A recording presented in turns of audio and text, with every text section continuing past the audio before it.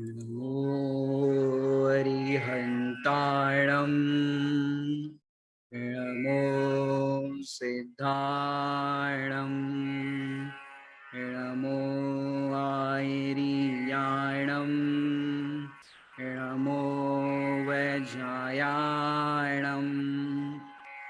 नमो लोये सवसाहुणम् सतीर्थ वीर प्रभु का जग में प्रवर्ते निज तत्व बोध पाकर सब लोक हर्षे दुर्भावना न आवे मन में कदापि निर्विघ्न निरविकारी आराधना प्रवर्ते।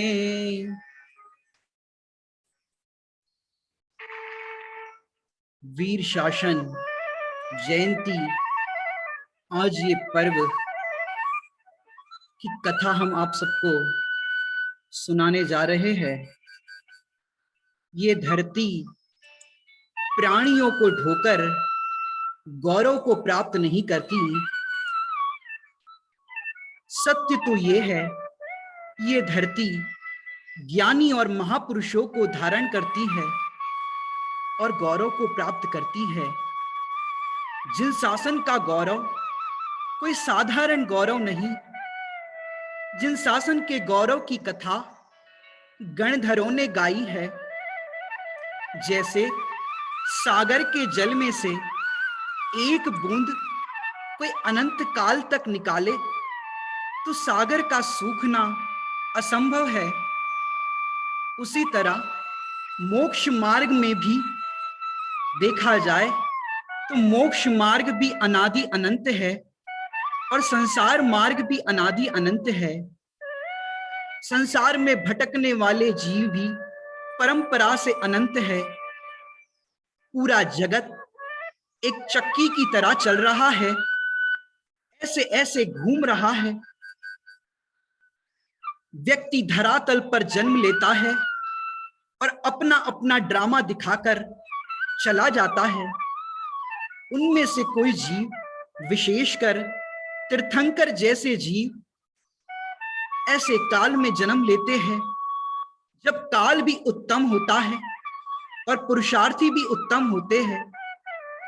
अब हम आप सबको ले चलते हैं हमारे अंतिम शासन नायक महावीर भगवान के काल में। महावीर भगवान के काल में क्या हुआ, आइए हम सब देखते हैं।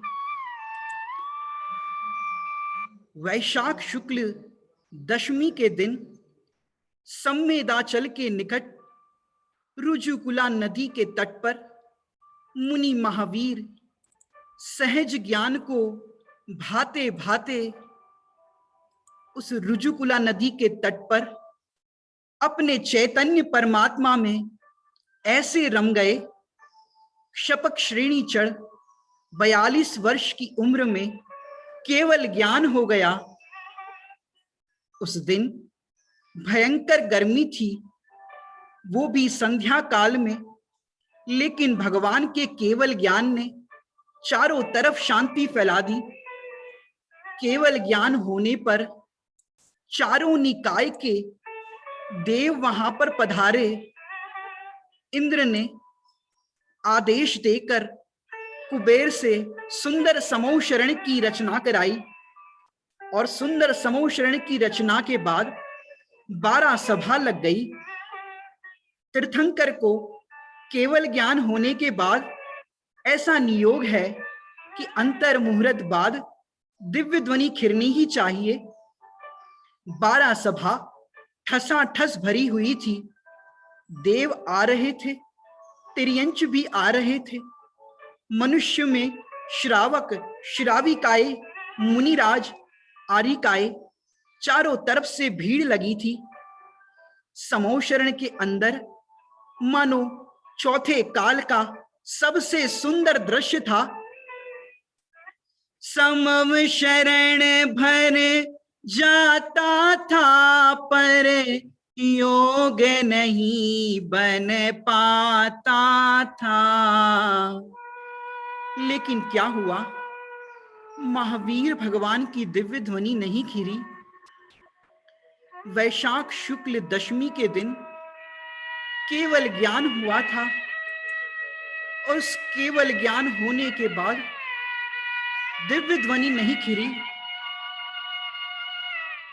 वैशाख शुक्ल दशमी के दिन पूरा वैशाख निकल गया, पूरा जेठ मास निकल गया, आषाढ़ मास भी निकलने लगा, पूरा होने लगा।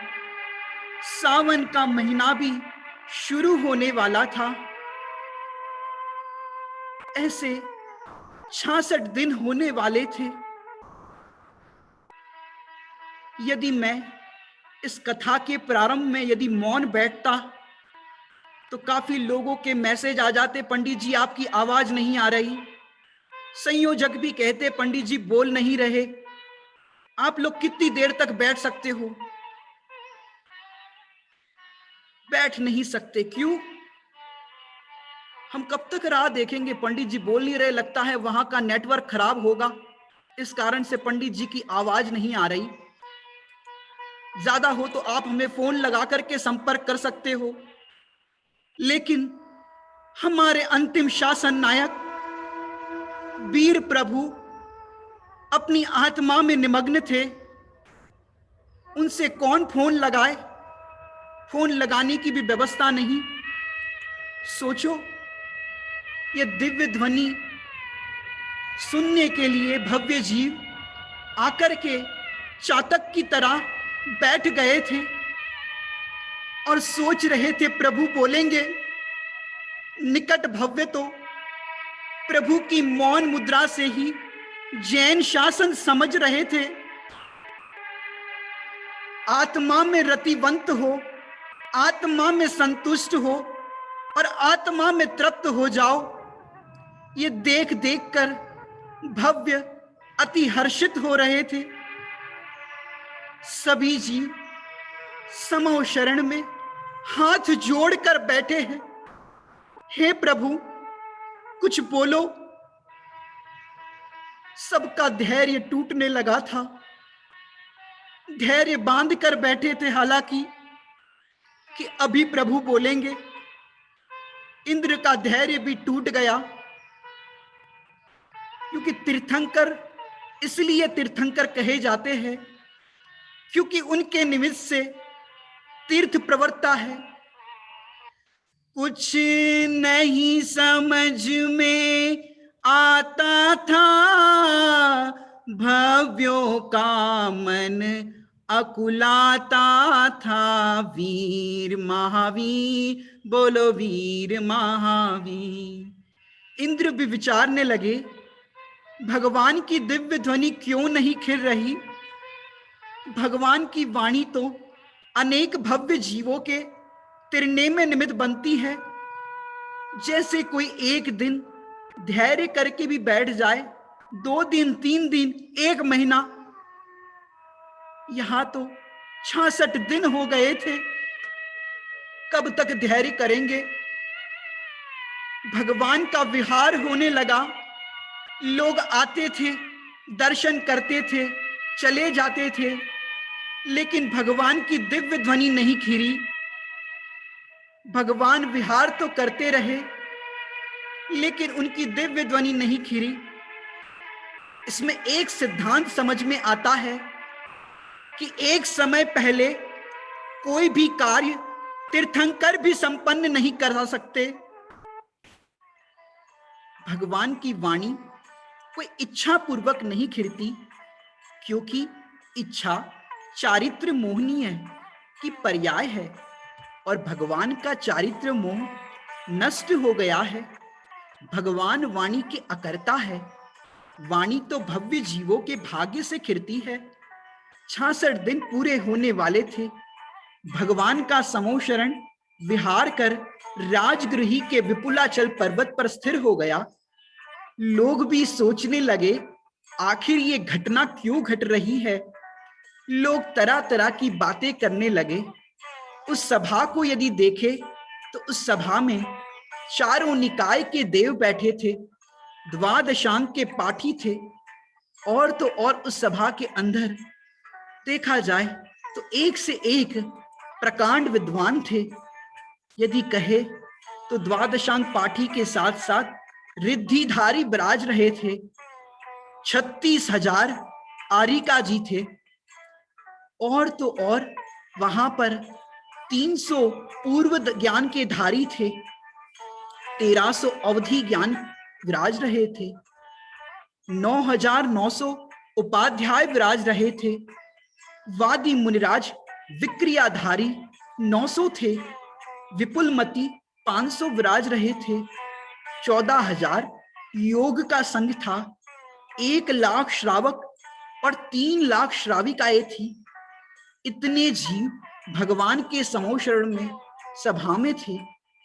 लेकिन बुद्धिमान सौधर्म इंद्र के होने पर भी इसका समाधान उनको नहीं मिला कि दिव्य ध्वनि क्यों नहीं खिर रही।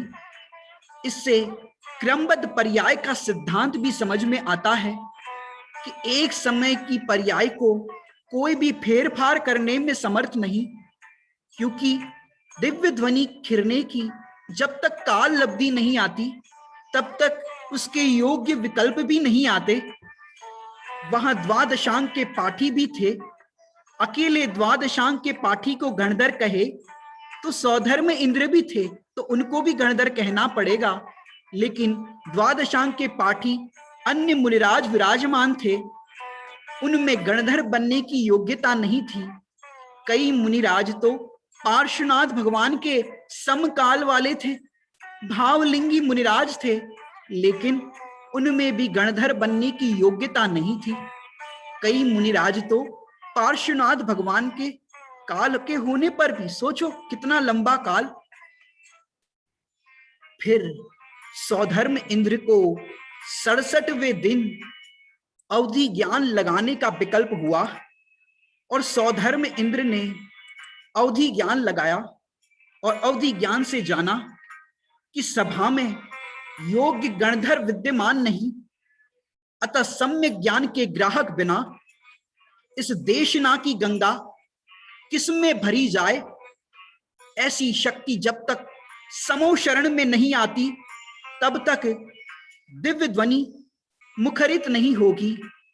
उसी क्षण इंद्र की अवधि ने लक्ष्य भेद से सच्चे पात्र इंद्रभूति गौतम पर कर डाला, और इंद्रभूति मगध देश की अपापा नगरी में रहने वाला वेदांत का प्रकांड विद्वान और ग्रहित मिथ्या दृष्टि शास्त्रार्थ में प्रवीण किंतु महाअहंकारी था।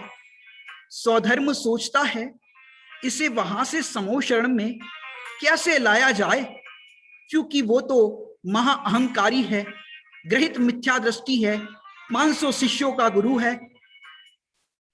तत्काल ही इंद्र ने उसे लाने की एक युक्ति लगाई और स्वयं से ही उसका उत्तर मिल गया। और तो और उसके अंदर हर्ष का वातावरण हो गया। सौधर्म सोचता है इसे वहां से समोशरण में लेकर से सारी व्यथा हल्की होकर प्रसन्नता में बदल गई। फिर क्या होता है, गणधर बनने की योग्यता इंद्रभूति गौतम में है, जो वर्तमान में गुणावा नगरी में है और 500 शिष्यों के साथ यज्ञ रचा रहा है। और पलक झपकते ही सौधर्म इंद्र उनको लेने के लिए वहां से प्रस्थान कर गए कि अभी मैं उनको किसी युक्ति से यहाँ पर मना करके लेकर के आता हूँ, क्योंकि और कोई रास्ता नहीं उनको यहाँ लाने का। तो उनको लेकर के आता हूँ, और वो 500 शिष्यों के गुरु जो इंद्रभूति गौतम के नाम से जाने जाते थे, उनके पास गए। वो इंद्रभूति गौतम 500 शिष्यों के साथ सभा में वेदों का ज्ञान करा रहे थे, और तो और बहुत प्रकांड विद्वान होने से उनके शिष्य भी वाद विवाद में प्रवीण थे।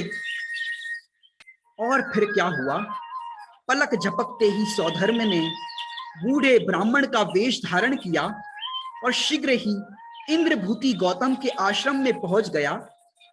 वहां इंद्रभूति ने अपने 500 शिष्यों को लेकर, जो वहां पर बैठा था उसका भी अपना ठाठ था, अपने 500 शिष्यों को लेकर वो दबदबा था।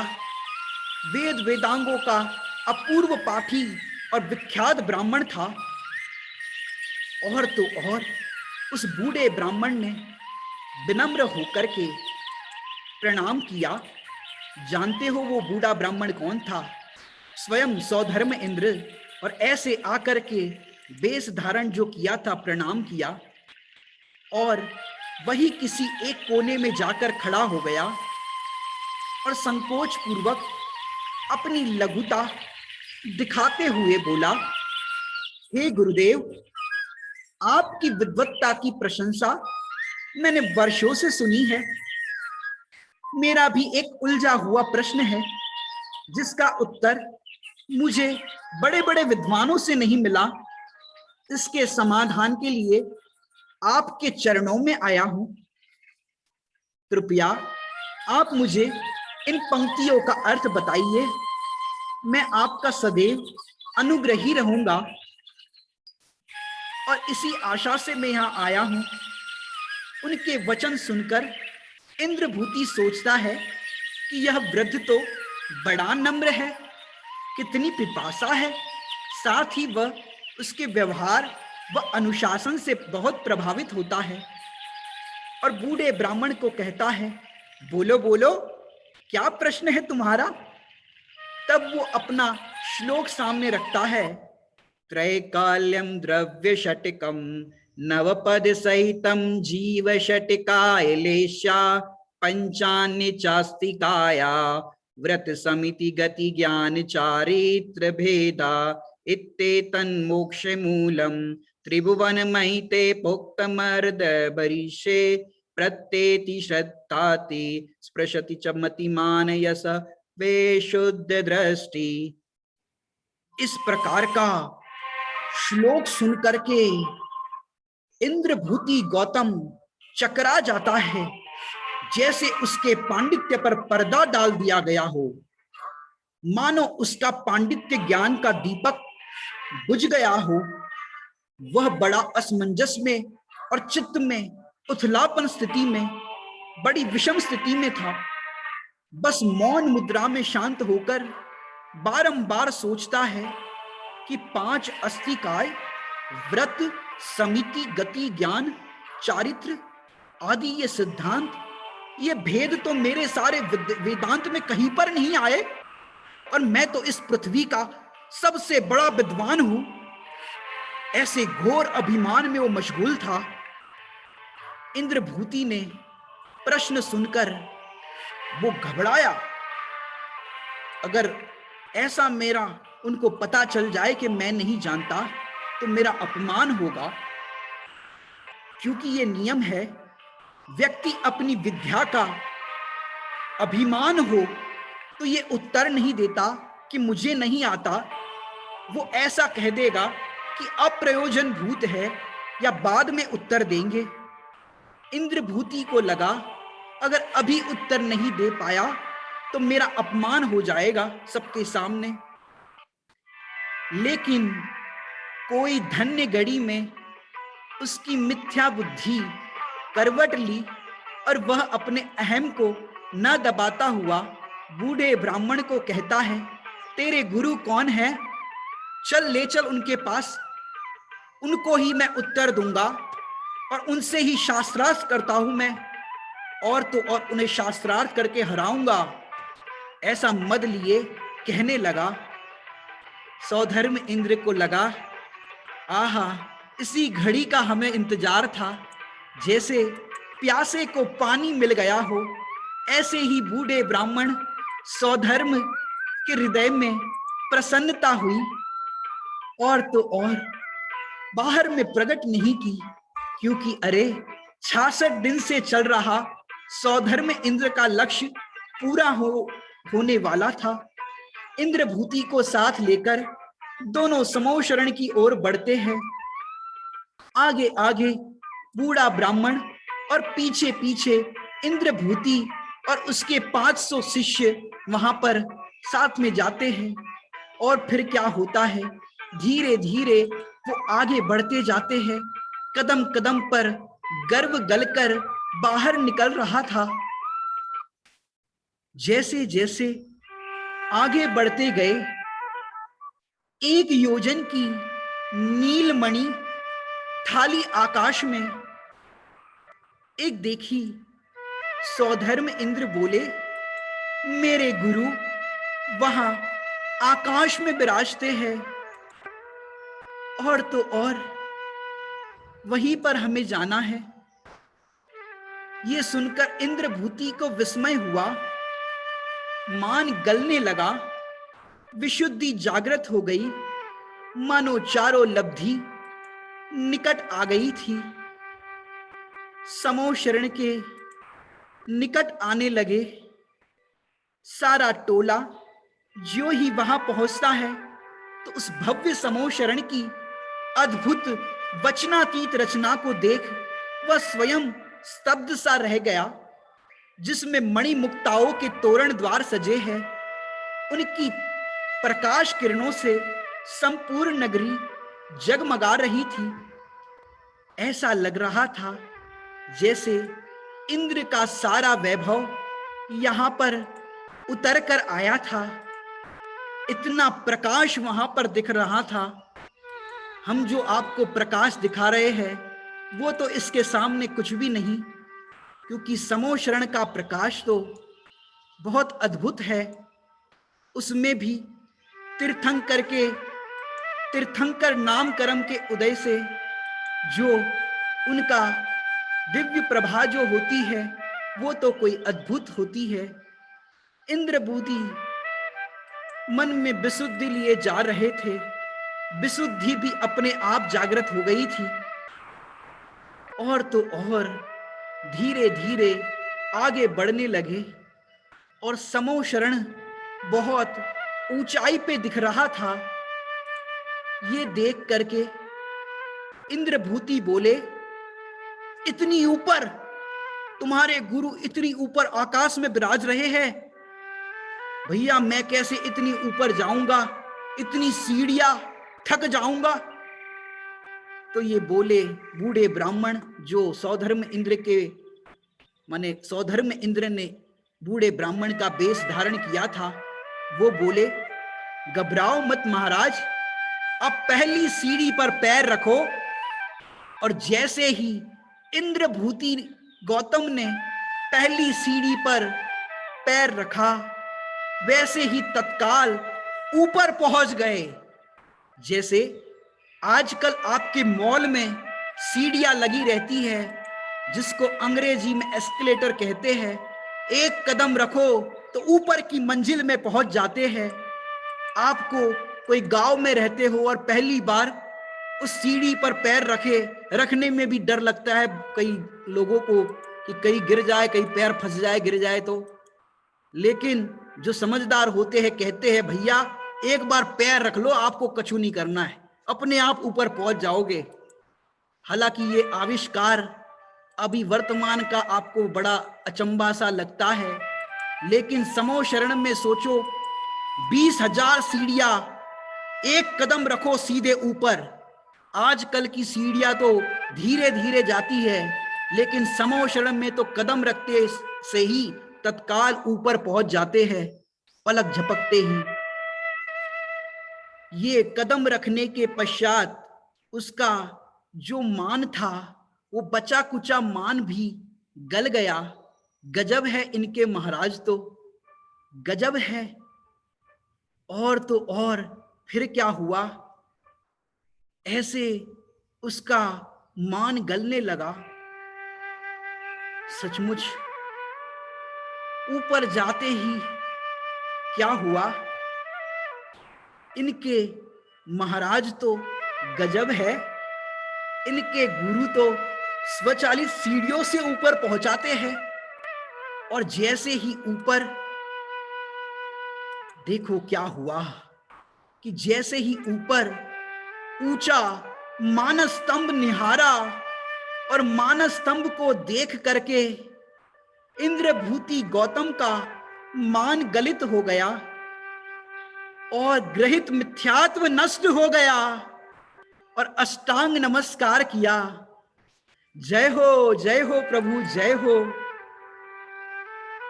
सोचो आपके सामने ऐसा दृश्य हो, आप 66 दिन से समो शरण में हो, प्रतिदिन आते हो जाते हो, क्योंकि दिव्य ध्वनि का भी अपना समय होता है। और सोचो जिस दिन दिव्य ध्वनि खिरने वाली हो, मानो आज के ही दिन आप वहां पर हो, सोचो आपके मन में कितना आनंद, कितना हर्ष होगा। और तो और जैसे इंद्रभूति अपने शिष्यों के साथ सभा मंडप में आगे बढ़ते हैं, ऊंचा मानस स्तंभ और उसका तेजस्वी प्रकाश देख अहम के साथ सारा मिथ्यात्व ओले सा गिर जाता है और अनादि अज्ञान की शिला के खंड खंड होने लगते हैं और चैतन्य की अखंड की ऊर्ध्वता में वैराग्य का ज्वार हिलोर हिलने लगता है।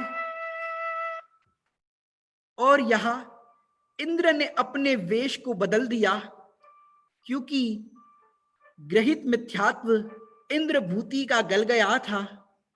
क्योंकि ये नियम है, क्या नियम है कि ग्रहित मिथ्या दृष्टि समो शरण में नहीं जाते, क्योंकि अग्रहित वाले तो जाते हैं, क्योंकि वहां सम्यक दर्शन होता है तो मिथ्यात्व को छोड़ने के बाद ही तो सम्यक्त्व होगा। इंद्रभूति को समझ आया कि ये मुझे युक्ति बनाकर यहां लाए हैं। इंद्रभूति इंद्र को देखकर मुस्कुराए और बोले, ये मत समझना यहां आकर मेरी हार हुई है, हार नहीं हुई। सच बात तो ये है, इसमें मेरी विजय हुई है। पहले पाप ने मुझे परास्त किया था, अब मैं पाप को परास्त कर रहा हूं। पहले मोह ने मुझे परास्त किया, अब मैं मोह को परास्त कर रहा हूं। जब वह अपने चरण बढ़ाता हुआ भव्य कूट स्तूप के आगे 8वीं श्री मंडप भूमि में पहुंचता है, तो वहां अंतरिक्ष में गंधकुटी पर स्थित सिंहासन के 4 अंगुल पर भगवान महावीर की मंगल मुद्रा को अपलक देखता रहता है। बहुत सी मूर्तियां हमने, बहुत सी मूर्तियां हमने अन्य मत की जो देखी है, तुम्हें जो नयन भर देखे गति दुर्गति भी टलती है। और उनको निहार करके इंद्रभूति गौतम के मन में ऐसे परिणाम जागृत हुए, अहो ये है इंद्र महाराज के गुरु, स्फटिक जैसा इनका देह, अपलक नैन, ओहो इतनी अद्भुत वीतरागता, गजब है भगवान। ये तो अच्छा ही हुआ कि पहले मैंने जगत के देवों को देख लिया। अद्भुत है इनकी मुद्रा, इतना वैभव है और ये वैभव को स्पर्श नहीं कर रहे। स्वर्णिम सिंहासन से अधर है आकाश में। धन्य है प्रभु, ये सारा जगत परिग्रह को छाती से लपेटता है। धन्य है सर्वज्ञ भगवान, परिग्रह इनसे लिपटा है तो भी परिग्रह से अलिप्त है। इंद्रभूति गौतम की अश्रुधारा बहती है, मानो अनंत जन्म के पाप विलीन हो गए हो। उनके मन में भावना जागृत हो गई, हे प्रभु, आप अनंत सुख को भोगो और मैं अनंत कष्ट को भोगूं, ये मुझे सहन नहीं होता।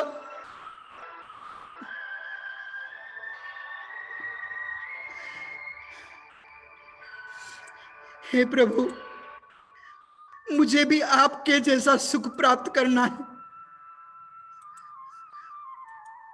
सम्यक दर्शन को तो प्राप्त कर लिया था, देखते देखते पुरुषार्थ की प्रचंड धारा तेजी से बहने लगी और अंतर मुहूर्त मात्र में उनके तन से वस्त्र उतर जाते हैं और इंद्रभूति मुनियों के कोठे में जाकर खड़े होकर भगवान को अंजुलि भर प्रणाम करते हैं। हे भगवान, जैनेश्वरी दीक्षा मुझे प्रदान कीजिए। ऐसा उच्चारण करते ही गणधर पद पर आसीन हो जाते हैं और उसी समय अवधि व मनःपर्यय ज्ञान एवं 7 रिद्धियां उन्हें प्रकट हो जाती है। उधर क्षण मात्र में मेघ सी गर्जना करती हुई महावीर स्वामी की 67वें दिन दिव्य ध्वनि खिरने लगी। ओमकार दिव्य ध्वनि।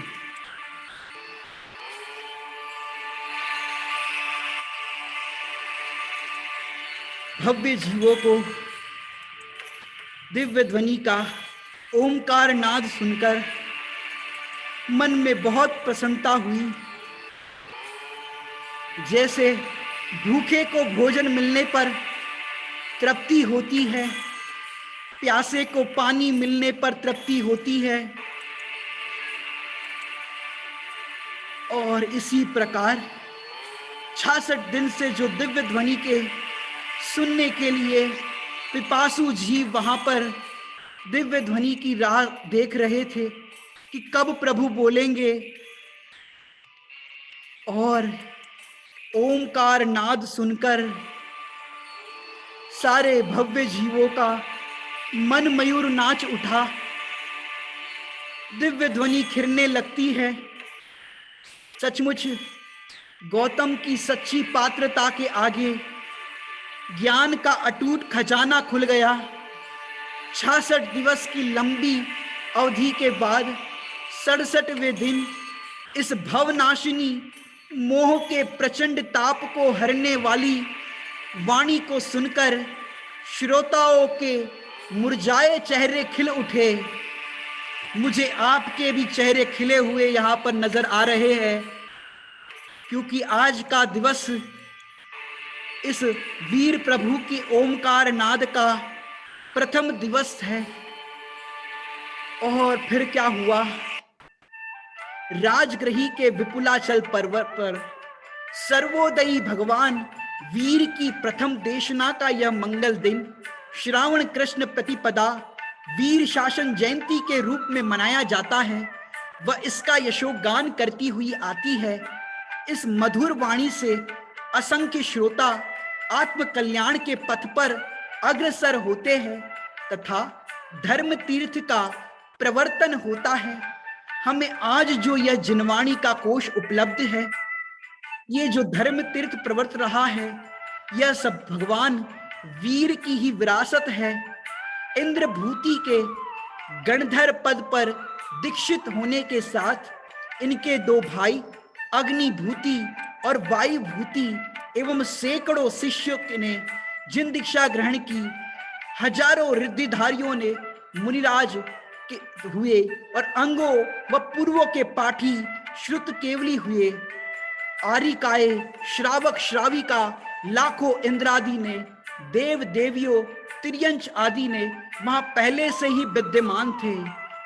सुनो, उसके बाद एक और घटना घटित हुई। वो घटना क्या घटित हुई कि समो शरण में इंद्रभूति गौतम गणधर के निमित्त से वाणी खीरी तो वहां पार्श्वनाथ भगवान के काल से दीक्षित एक साधु थे, मंखली गोशाल।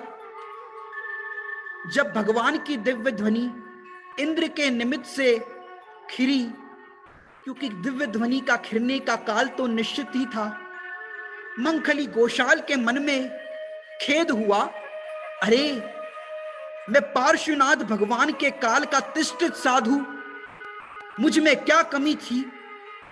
आखिर गणधर बनने की योग्यता मुझ में भी तो है।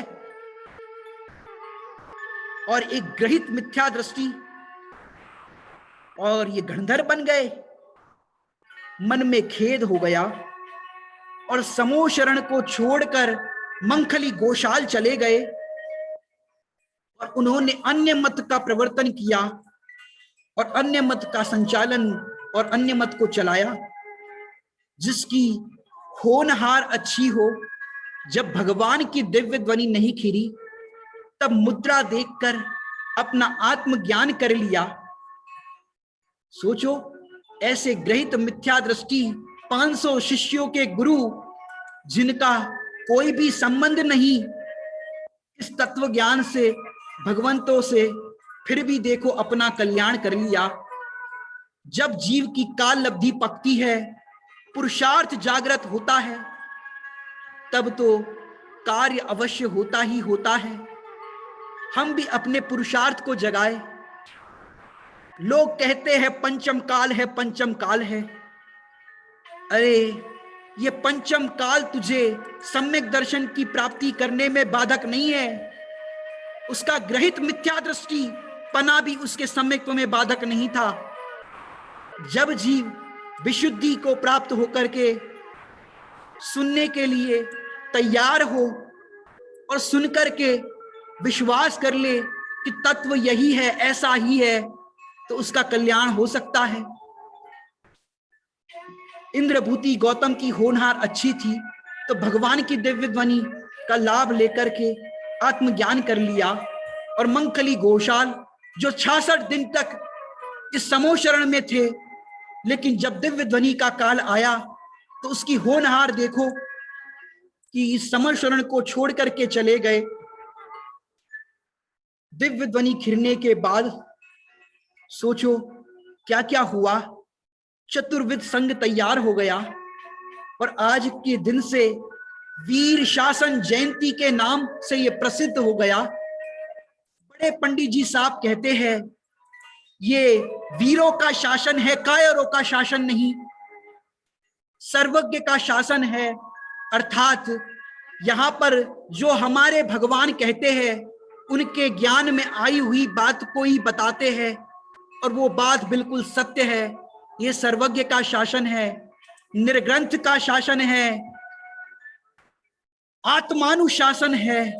कहां तक कहे, जो वीर के शासन में आते हैं उनको आत्मानुशासन भी होता है, विनय का भी शासन होता है, और जिसको आत्मानुशासन होता है उसका तो क्या कहे, उसका तीनों लोकों पर शासन होता है। जैसे अभी वीर प्रभु का शासन चल रहा है, जैसे दुनिया में हमको शासन काल में देखा जाए तो अभी आपको नरेंद्र मोदी का शासन नजर आ रहा है।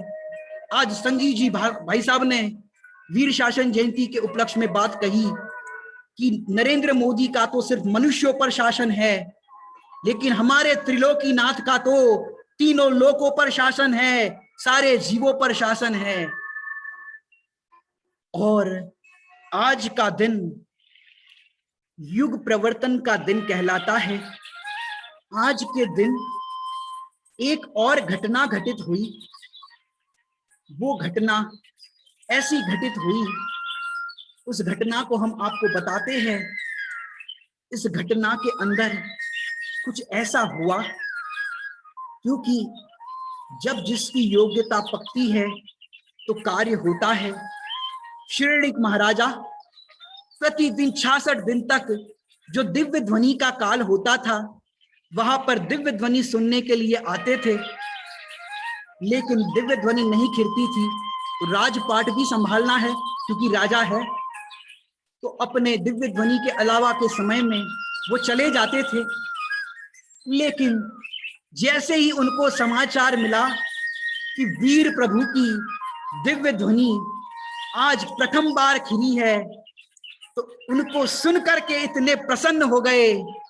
आहा, आज वीर प्रभु की वाणी प्रथम बार खिली है।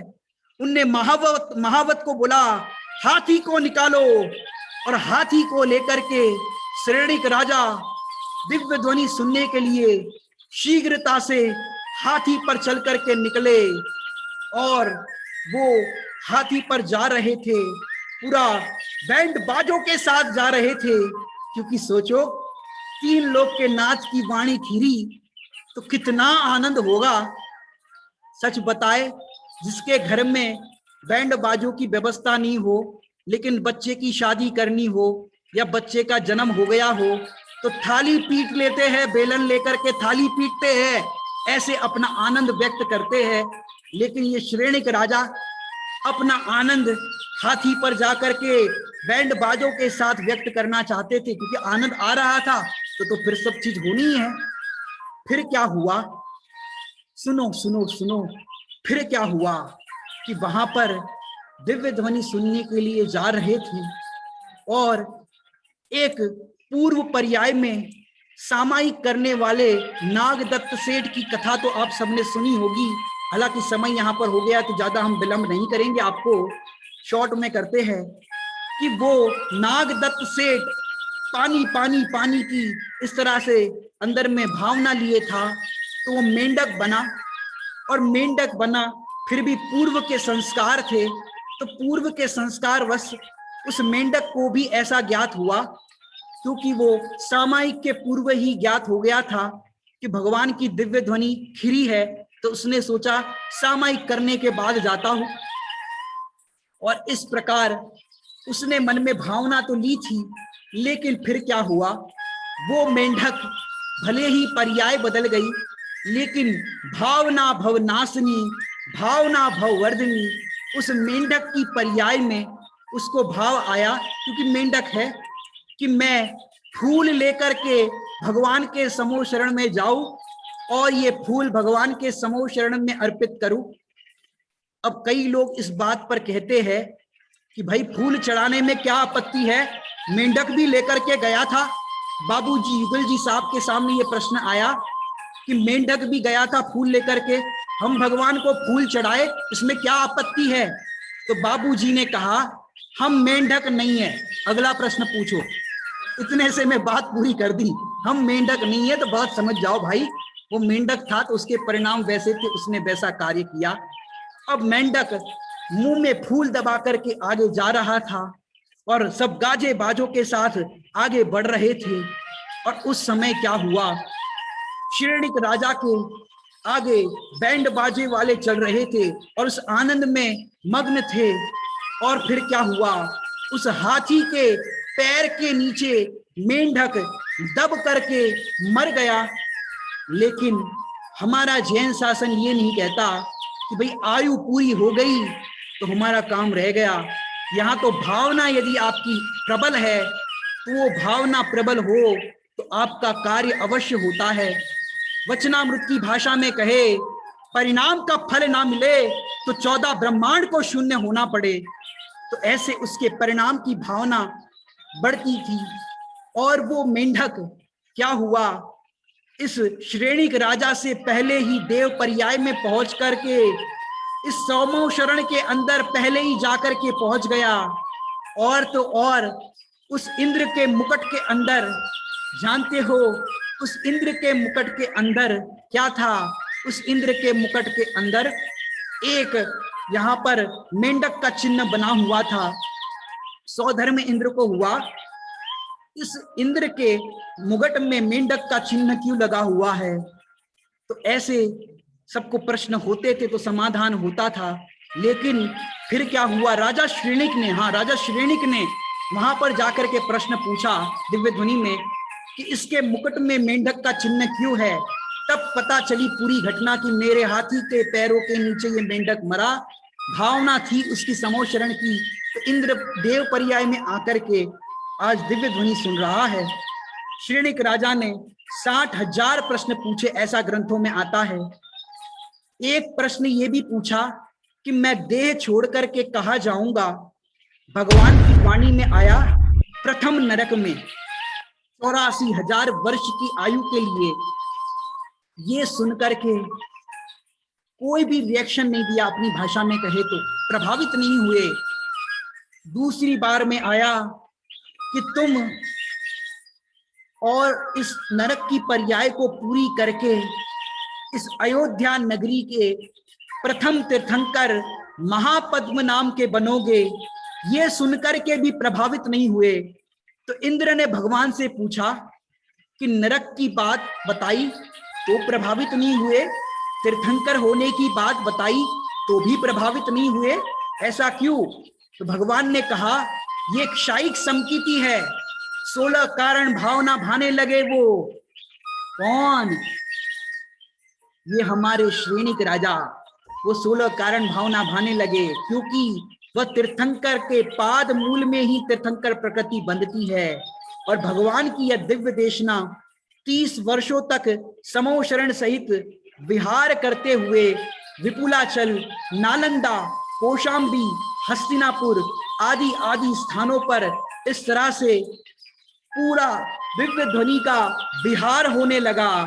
इसलिए ही हमारे तीर्थ जो है वो अधिकतर बिहार में है। सम्मेद शिखर जी, राजगृही आदि बिहार में है।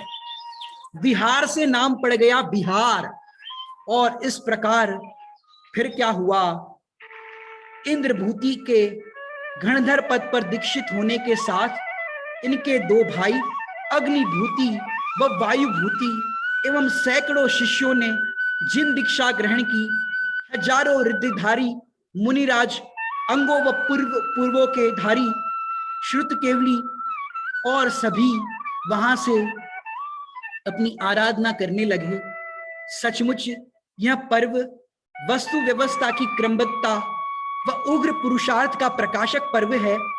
इस जटिल व नियत क्रमिक वस्तु के परिणमन का त्रैकाल्य में किसी भी क्षण किसी बलशाली व पराक्रमी पुरुष के द्वारा भी उल्लंघन नहीं हो सकता।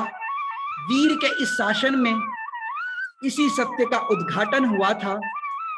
मुक्ति का संवाहक क्या कहे, ये पर्व स्वावलंबी, पथ निर्दिष्ट और चरम पतन से चरम उत्कृष्ट दशा को प्रेरणा देकर के जाता है।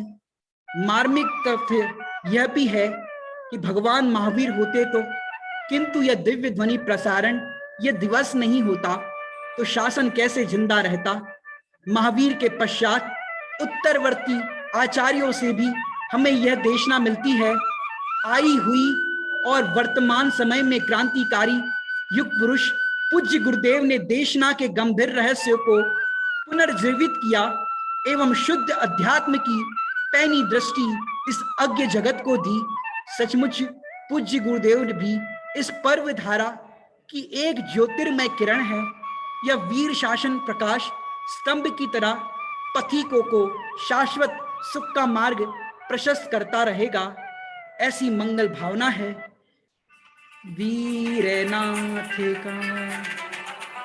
वीरनाथ का मंगल शासन जग में नित जयवंत रहे, जग में नित जयवंत रहे। वीरनाथ का मंगल शासन जग में नित जयवंत रहे, जग में नित जयवंत रहे। ये वीरनाथ का शासन जगत में जयवंत रहे। आज की ये प्रस्तुति जो हमारे नीरज जी भाई साहब ने जो अपने ग्रुप के अंदर जो युगल जी बाबूजी साहब की एक प्रवचनांश जो भेजे थे, उसी के आधार पर और संजय जी भाई साहब जेवर वाले जो कथा करते हैं उनके भाव अनुसार, और अपने सुनील जी भैया ब्रह्मचारी जी वो भी कथा करते हैं, उन्हीं के कुछ बिंदुओं के आधार पर हमने आधुनिक तकनीकों के माध्यम से इसे प्रस्तुत करने का थोड़ा सा प्रयास किया है। कोई त्रुटि हुई हो तो विद्वत जन क्षमा करे। ओम नमः सिद्धेभ्यः। बहुत बहुत धन्यवाद निखिल।